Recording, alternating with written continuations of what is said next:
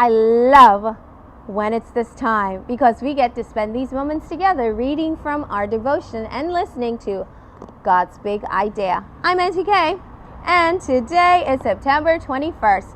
Our title is Come to the Feast. Our scripture text is from Luke 13, verse 29, which says, "People will come from the east, the west, the north, and south. They will sit down at the table of the kingdom of God." Jesus told another story to show that things were going to change for God's chosen people. A king invited some people to a wedding feast, but the people refused to come. He sent more servants to say that everything was ready, but they still wouldn't come. Some of them went to work instead. Some of them beat the servants up. This made the king angry, but he wasn't about to waste a peaceful, perfect, wonderful party. So he sent his servants to go to the street corners and invite everyone you see. And the wedding hall was filled with guests.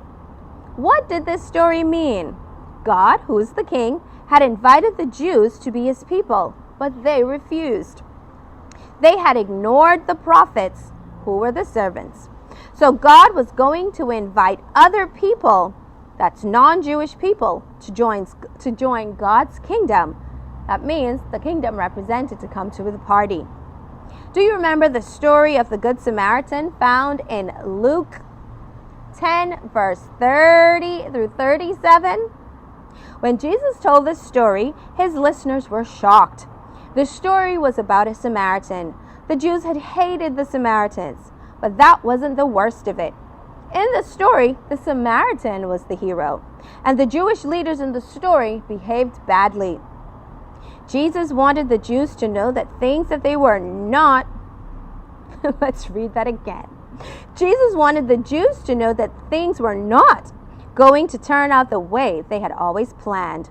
They thought that only Jesus would sit down at the feast, but Jesus said that just being Jewish was not enough. You have to accept the invitation. You have to come to the table. Yes, it tells me that Jesus doesn't force. God doesn't force himself. No, we have to choose to want to accept that invitation, to feast with him, to dwell with him, and for him to live with us every day. Come to the feast. The invitation is still open to all of us. And I'm inviting you to come back tomorrow where we get to do this all over again. Mwah.